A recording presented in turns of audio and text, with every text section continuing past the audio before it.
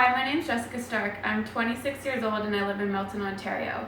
I'm a small appliance specialist for KitchenAid, an independent consultant with Arbonne, I'm a personal chef, and I'm a food blogger. I am obsessed with food. I'm pretty much always thinking of another recipe to try on my family and friends, and I stay hungry, so I'm always dreaming up my next snack, and I like to go to my small collection of cookbooks for inspirations on new recipes or a twist on a classic that I already love. When I'm not in the kitchen, I love to be outdoors, I love to go on hikes, and I especially love to travel. One day I hope to be able to travel as much of the world as possible to experience new culture, eat as much food as I possibly can, and also pick up some authentic recipes along the way. When I graduated from business marketing, my parents wanted to get me a gift that I cherished forever. Their idea was a custom-made ring. I had different plans and wanted a pink stand mixer. Reason being is when I moved away to college, I realized I really couldn't cook and I wanted to change that. So I turned to Food Network to try and learn how to cook. And I figured if I had the tools that they were using on TV, then I'd automatically become a better cook, and it actually worked. So I think we made the right choice by going with the stand mixer over the ring. So today I'm going to show you how to make a really easy chocolate ganache to go on my salted caramel tart. So I've already baked off the tart shell and put my caramel sauce in there. So I have semi-sweet chocolate on a double boiler, and I'm going to be adding heavy cream, a bit of vanilla, and topping it with fleur de sel. So this past weekend, it was my best friend's brother's wedding, which is why we have some beautiful flower arrangements, and I had my nails did. And I made them a bunch of tarts to go on a sweet table. So I made them a mixed berry tart using berries from our local farmers market, and the fan favorite, which is my pecan butter tart. I cranked it up a couple notches by adding some bourbon and maple syrup, and I'm using a maple syrup that's from a farm about 15 minutes away from my house.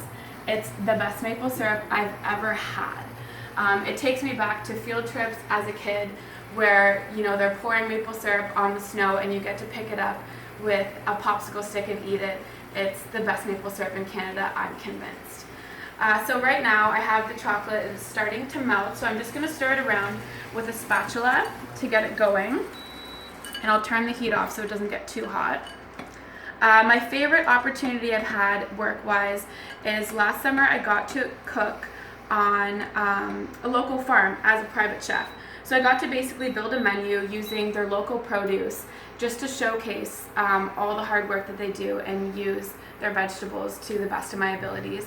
I worked on 3 different farms within a 5-minute walk from my house. So being able to work at my 4th farm, now with a little bit of culinary experience, really gave me a different appreciation for all the hard work that farmers do and how simple cooking can really be if you get the best possible ingredients. I really got to share food with complete strangers who would leave as friends because they were just blown away with the amazing meal that they were able to have, and I really didn't have to do too much work because the food made it that easy for me. So this is just starting to melt here. So you just want to keep it moving so it melts evenly. And once it's melted, you can just start to add the heavy cream in. Once again, I'll turn it off so it doesn't get too hot because we're almost melted here. The reason I really love food is because I love the way that it connects people. Part of my day that's definitely my favorite is coming home and getting to sit down at this table with my family and just share a really good meal. It just disconnects us from our busy lives and kind of reconnects us to each other, which I think nowadays is really important. I'm just going to start adding this heavy cream in and just mixing it in slowly so it's all evenly incorporated.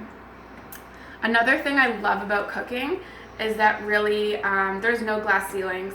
You can be as creative or as cautious as you'd like to be, and really if you don't make a dish the way that you're hoping it's turned out, you have a clean slate and you can just start all over again and try from a fresh start. And I really became a better cook when I learned to appreciate the whole process, successes and learnings equally. So now I'm just going to finish mixing in this cream, and I have some vanilla as well that I'm going to add in. and just stir this all together. And chocolate ganache sounds really fancy, but it's not. This is how simple it is. Really, anyone at home can make this. You just put a pot over some simmering water. It's the simplest thing ever.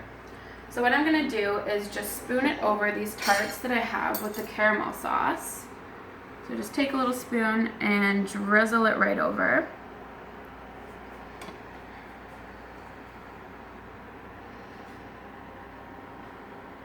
These tarts at the wedding definitely didn't last. This was the people's favorite. They're a good size too to be serving after dinner. They're nice and small, and there's a really good balance of sweet and salty with the chocolate and the salted caramel.